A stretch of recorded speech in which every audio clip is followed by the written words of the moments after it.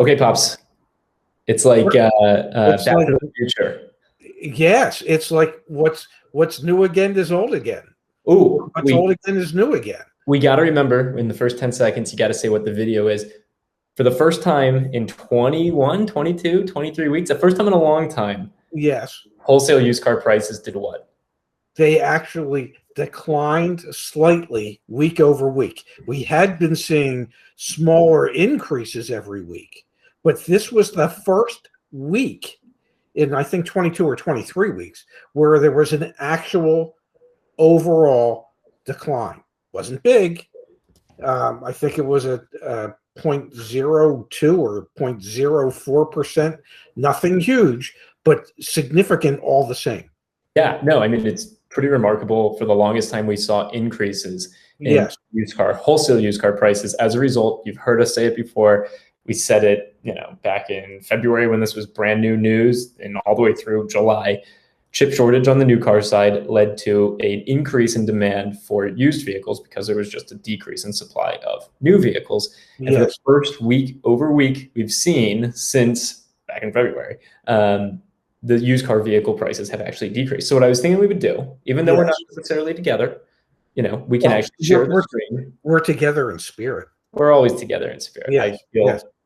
connected to you for life. Um, and then probably Me be, too. yeah. Yeah, We can share the screen. Let's look at the yes, numbers because we've been bringing the breaking news of week over week prices going up. yeah, Got to take the time to actually look at the prices going down. yes. I agree. Well, as you can see, the car segment from the previous week is down 0.1%. The truck segment is actually down 0.2%, and the overall market is 0.4% down.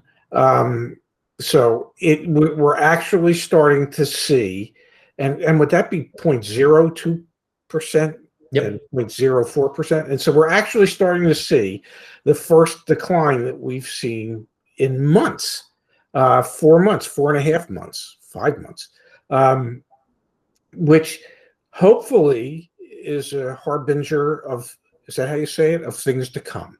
Now, I want to share with you that I did speak to my friend Chip today.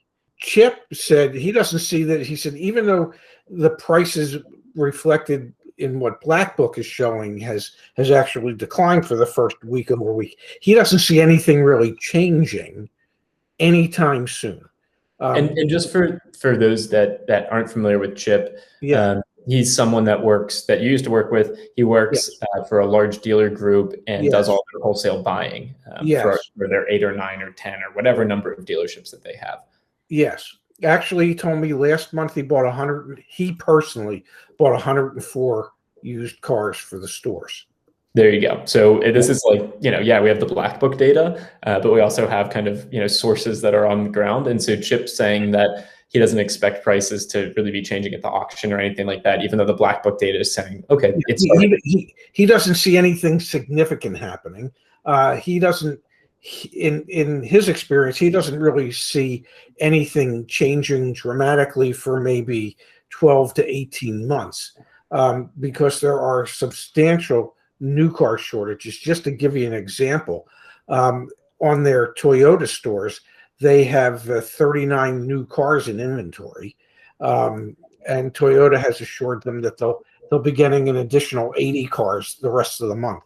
Well, these are rather large Toyota stores that would normally sell many more cars than that. Their Infinity store, they have two. They're getting one new car for each.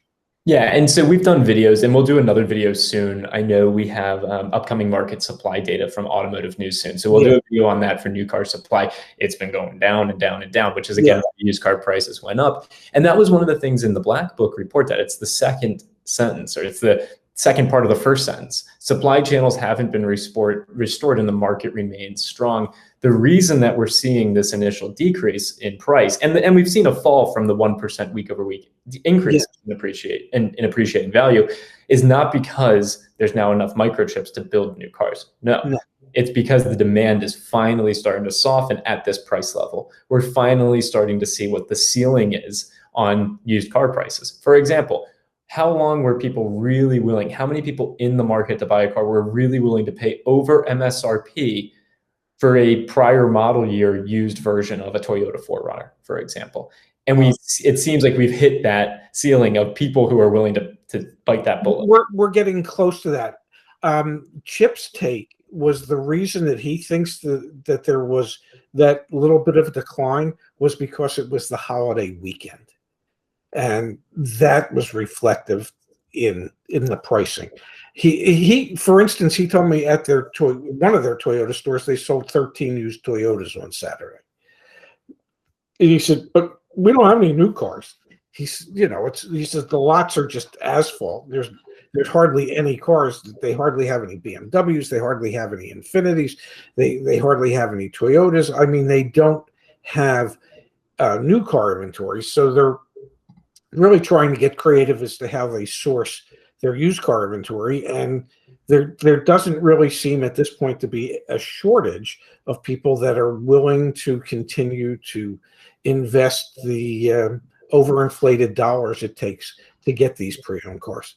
I agree with him, but you can also see in the chart from Black Book, I mean, last week wasn't a holiday weekend. It was leading up to it, obviously. Yes. But there was an initial pretty substantial decline in terms of the amount of appreciation. So for example, last week, the decline, the appreciation of, the market was 0.35%. Instead of the week prior, which was back close up to 1%. So we were starting to see a pretty significant. Yes, absolutely. I wouldn't be surprised if it levels off. If there's enough demand on the demand side to justify the prices that we're currently seeing. Until the supply side's fixed, there's no reason to expect that we're going to see used car prices decline too terribly much. So for example, we may very well title this video, "The Bubble Has Finally Burst." That being said, that's clickbaity, buddy, because the bubble really hasn't finally burst. That's the point, right? Like the bubble will burst once all of those Ford F-150s that are sitting in country fields waiting for microchips, once that happens, that's when the supply side will finally really increase, and then the pressure on the used car market will change. I noticed on our YouTube channel today that somebody had a comment about one of our videos, and he said, well, where we had predicted prices were going to level off or go down a little bit. He says, well, that didn't age well. And I told him, I said, we're like your local weatherman. We're 94% right 6% of the time. So if you take that into consideration and you want to say, gee, perhaps the bubble has burst. Yeah, there's a 94% likelihood we're wrong, but there's a 6% possibility we could be right. Hey, so one of the things I wanted to mention is, and I'll share my screen for this again, Deb, because you've become really active and it makes me really happy back on the YAA community. So we relaunched our website. So if you're not familiar, we relaunched our website, and we also now have the YAA community. So I'm going to actually post. Not only will we post this video back on the YouTube channel where everyone can have discussions about the videos that we make, but also I'm just going to post it in the general channel and probably in the buying channel as well about the fact that we've seen wholesale used car prices decline. And so join us in on the conversation here. What's going on in your area? And also, of course, if you have questions for us, or we'll link, of course, to the research itself so that you can dive through the rest of it here, because there is a heck of a lot more. But the headline is, for the first time, yes, in 23 weeks, that used car wholesale prices declined week over week. Pretty incredible. Really, really is. Well, what's incredible is that it took this long. Now, having said that, retail prices are up 24% from the beginning of the year. So that tells you a lot as well.